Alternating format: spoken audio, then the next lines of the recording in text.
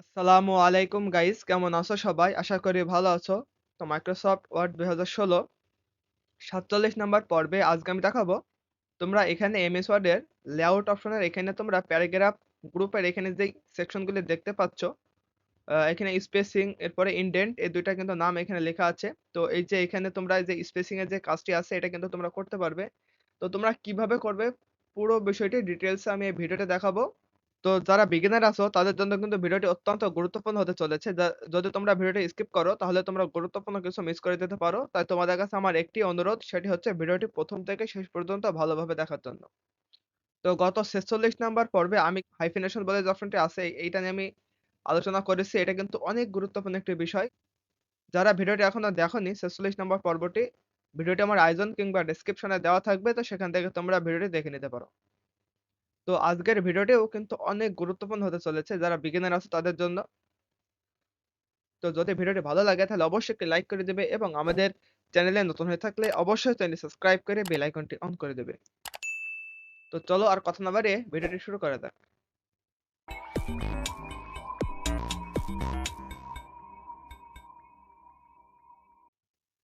তো প্রথমে তোমরা আমার স্ক্রিনটি দেখতে পাচ্ছ। তো এখান থেকে ফার্স্টে আমি আমার এমএস ওয়ার্ডটা ওপেন করে নেব।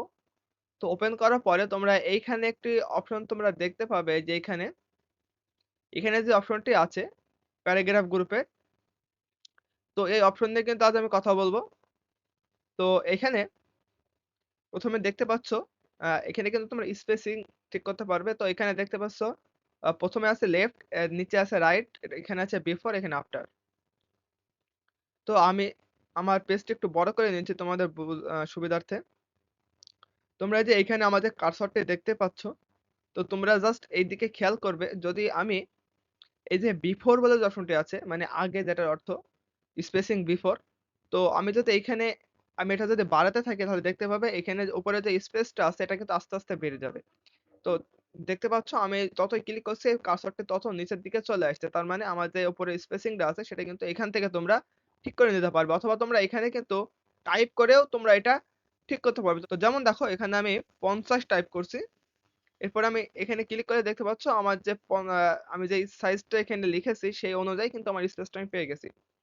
তো এখানে তোমরা আফটার দেখতে পাচ্ছ। তো আফটারে ক্লিক করলে ঠিক একই, তোমরা নিচের দিকে যদি কোনো তোমাদের কার্সর থাকে তাহলে সেটা কিন্তু আস্তে আস্তে বাড়তে থাকবে, অর্থাৎ উপরের দিকে আসতে থাকবে। তো এবার তোমরা এই যে এখানে একটা অপশন দেখতে পাবে লেফট এন্ড রাইট। তো এখানে যদি আমি আস্তে আস্তে বাড়তে থাকি তাহলে দেখতে পাচ্ছ আমাদের যে কার্সরটি আছে এটা কিন্তু আস্তে আস্তে ডান দিকে চলে যাচ্ছে, বাম থেকে ডানে চলে যাচ্ছে। তো এই যে এই সাইডে যে স্পেসিংটা আছে এটা কিন্তু আস্তে আস্তে এখান থেকে তোমরা বাড়াতে পারবে, অথবা এইটা যদি তোমরা ক্লিক করো, এটা ক্লিক করলে তোমাদের এই যে এখানে দেখতে পাচ্ছ এখানকার যে কার্সরটি আছে এটা কিন্তু আস্তে আস্তে বাড়তে থাকবে। তো এদিককার যে কার্সরটি আছে এই যে দেখতে পাচ্ছ এটা কিন্তু এতদূর পর্যন্ত চলে এসেছে। তার মানে আমার এদিকের যে স্পেসিংটা আছে এটা কিন্তু আমি এইটার মাধ্যমে, এই রাইটের মাধ্যমে ঠিক করতে পারবো। তো অর্থাৎ এখানে যদি তুমি লেফটে ক্লিক লেফটের নাম্বারটা যদি তোমরা বাড়াতে থাকো তাহলে এই যে লেফটের যে স্পেসিংটা আছে এটা বাড়তে থাকবে। তো যদি তোমরা রাইটের এই নাম্বারটি বাড়াতে থাকো তাহলে তোমাদের রাইটের যে স্পেসিং আছে ওটা বাড়তে থাকবে। যদি তোমরা বিফোর এর নাম্বারটি বাড়াতে থাকো তাহলে বিফোর মানে উপরের দিকে যে স্পেসিংটা আছে এটা বাড়তে থাকবে। তো সেম প্রসেসে তোমরা যদি আফটার এর এই নাম্বারটি বাড়াতে থাকো তাহলে তোমাদের নিচের দিকে যে স্পেসিংটা আছে সেটা আস্তে আস্তে বাড়তে থাকবে। তো এটা কিন্তু অনেক সিম্পল একটি বিষয়। এটা তোমরা তোমাদের ডকুমেন্টসটি তৈরি করার আগে এইগুলো তোমরা ঠিক করে নিতে পারো। তোমাদের ডকুমেন্টস এর উপরের দিকে কতটুক জায়গা থাকবে, নিচের দিকে কতটুক জায়গা থাকবে, সাইডে, বাম সাইডে, ডান সাইডে। তো সম্পূর্ণ বিষয়টি কিন্তু তুমি এখান থেকে এডিট করে নিতে পারবে। তো আশা করি এই যে সেকশনটি আছে এটা তোমরা বুঝতে পেরেছো। তো যদি কোথাও কোনো ঝামেলা থাকে অবশ্যই কমেন্টের মাধ্যমে জানাবে। তাহলে আমি সেই সমস্যা নিয়ে পরবর্তী কোনো ভিডিওতে আলোচনা করব। তো যদি ভিডিওটি ভালো লাগে তাহলে অবশ্যই একটি লাইক করে দেবে এবং আমাদের চ্যানেলে নতুন হয়ে থাকলে অবশ্যই চ্যানেলটি সাবস্ক্রাইব করে বেল আইকনটি অন করে দেবে। তো আবার দেখা হবে অন্য কোনো ভিডিও নিয়ে। সে পর্যন্ত সবাই ভালো থেকো, সুস্থ থেকো। আল্লাহ হাফেজ।